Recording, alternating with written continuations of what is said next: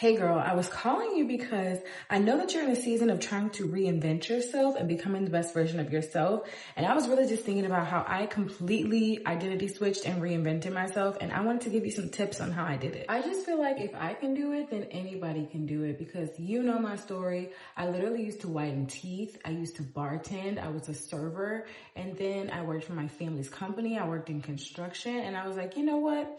It's time to take a chance on myself and become a full-time creator because that's what I love to do. I know you can't talk for long right now, so I'm gonna try to be as quick as possible. Literally, the first thing you wanna do is like write out who you wanna become and get so specific about who that person is. I honestly like to think about who I'm gonna be 10 years from now, and you know I like to call this my higher self. The other super important thing that you wanna do, and this is gonna be kind of hard, but you wanna tune out people that are closest to you because a lot of people are not gonna understand why you're trying to change yourself or reinvent yourself, especially like your family and friends.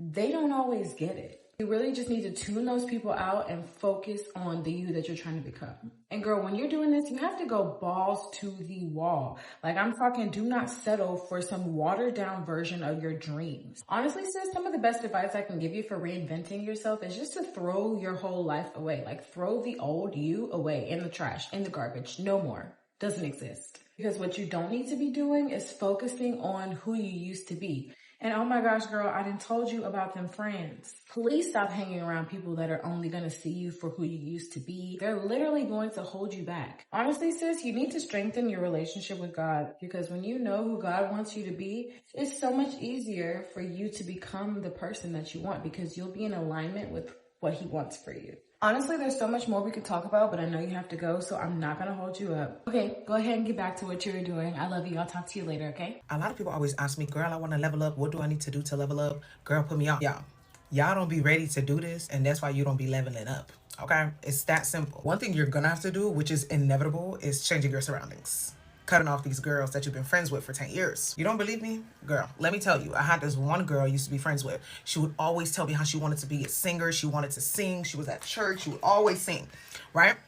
Girl, she never followed through. When you want to upgrade your life, you can't chill with these type of people that don't even follow through with their own shit. You need to be around people that actually do follow through with the shit that they said that they were going to do. And deep down inside, you know you need to move on from these people.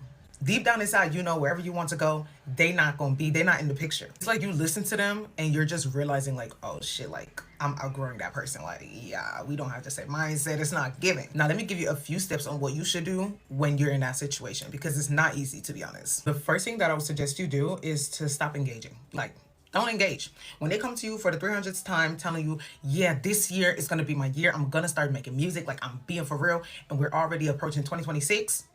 Just be like, whenever you drop that song, let me know. Because me, I used to be the girl that would be like, okay, cool, let's find a studio. Okay, cool, let's do this. Okay, cool.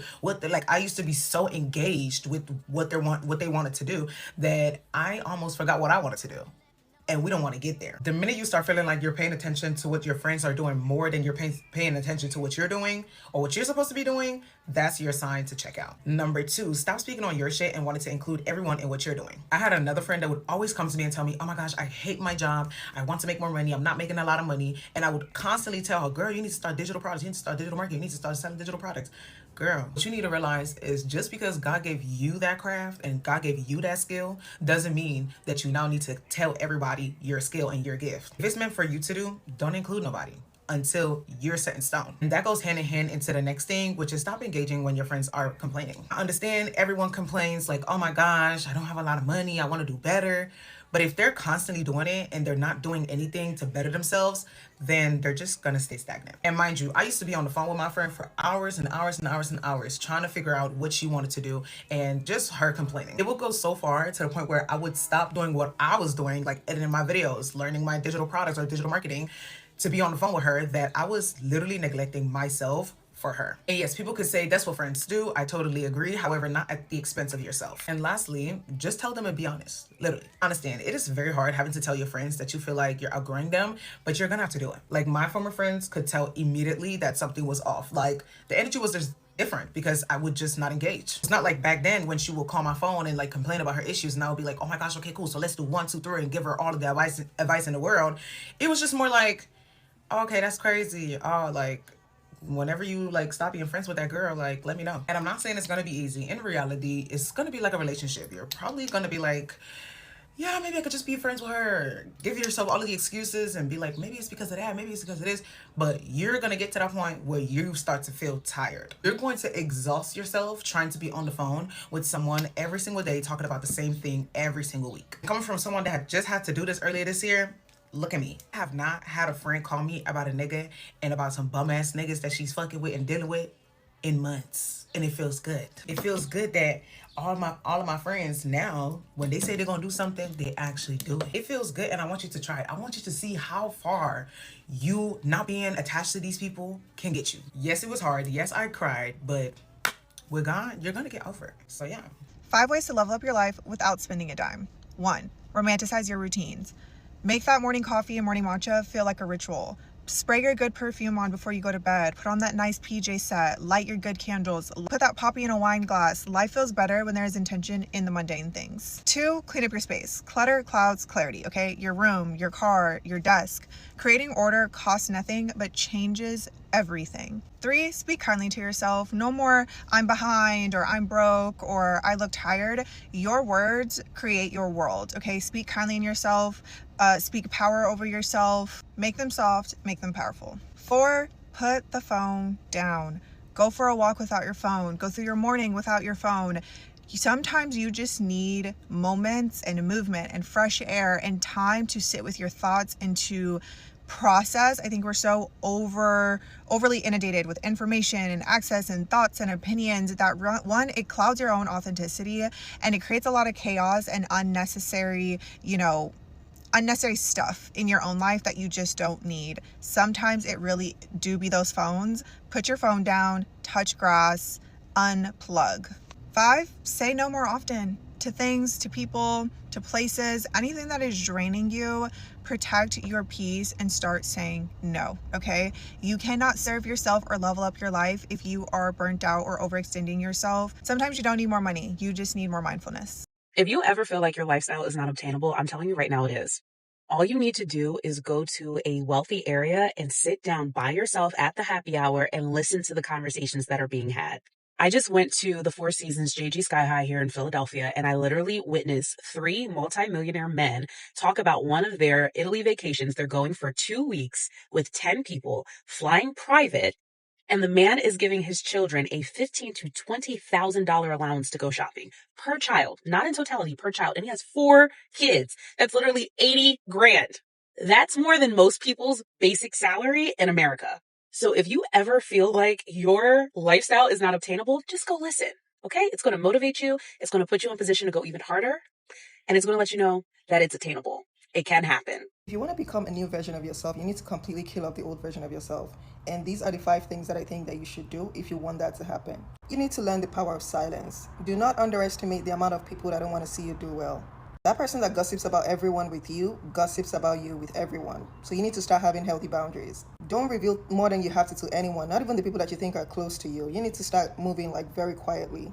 Number 2, don't make your trauma your identity. I know that's going to be tricky because different people have different experiences, but I think you should never give anyone the satisfaction of knowing that they did something to you that was so bad that you became a fucking victim. No human being should have that type of power over you, not even the people that brought you into this world. After you stop being a victim, you need to recognize that you're responsible for your life and your future, and you need to start practicing being present and practicing intense gratitude for where you are. I know they say the best revenge is success, and peace of mind is the best form of success in my own opinion. So don't dwell on the past. Don't carry that resentment and hate with you throughout your entire life, because you're going to wake up one day and you're going to be the most resentful person you've ever fucking met.